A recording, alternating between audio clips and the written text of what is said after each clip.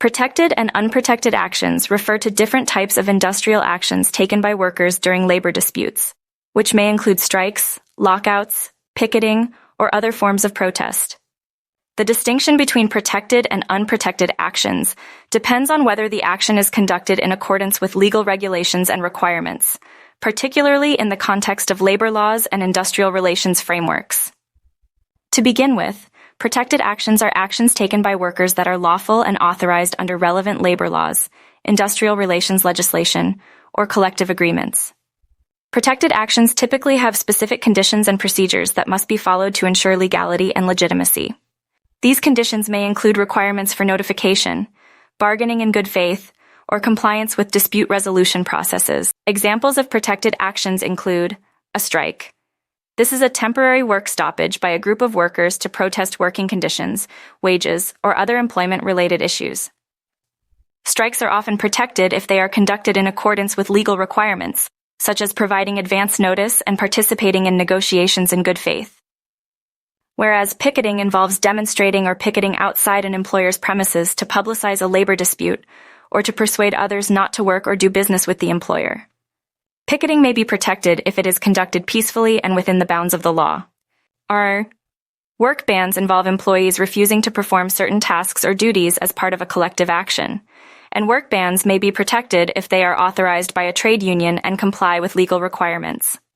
Workers engaging in protected actions are often granted legal protections against retaliation or adverse consequences by employers, such as dismissal, demotion, or other forms of disciplinary action. Unprotected actions refer to actions taken by workers that violate labor laws, industrial relations regulations, or the terms of collective agreements, and are therefore considered illegal or unlawful. Unprotected actions may result in legal sanctions, penalties, or adverse consequences for the individuals or organizations involved, such as fines, injunctions, or civil liability. Examples of unprotected action include Wildcat strikes are unauthorized or spontaneous work stoppages initiated by workers without union authorization or compliance with legal requirements, and they are often considered unprotected and may result in disciplinary actions or legal consequences.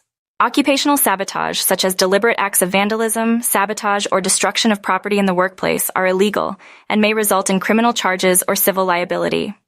Picketing that involves violence, intimidation, trespassing, or other illegal activities may be considered unprotected and subject to legal intervention.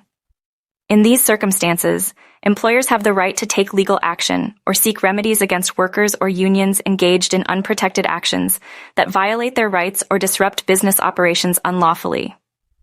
Overall, the distinction between protected and unprotected actions is crucial in understanding the rights and obligations of workers, employers, and unions during labor disputes.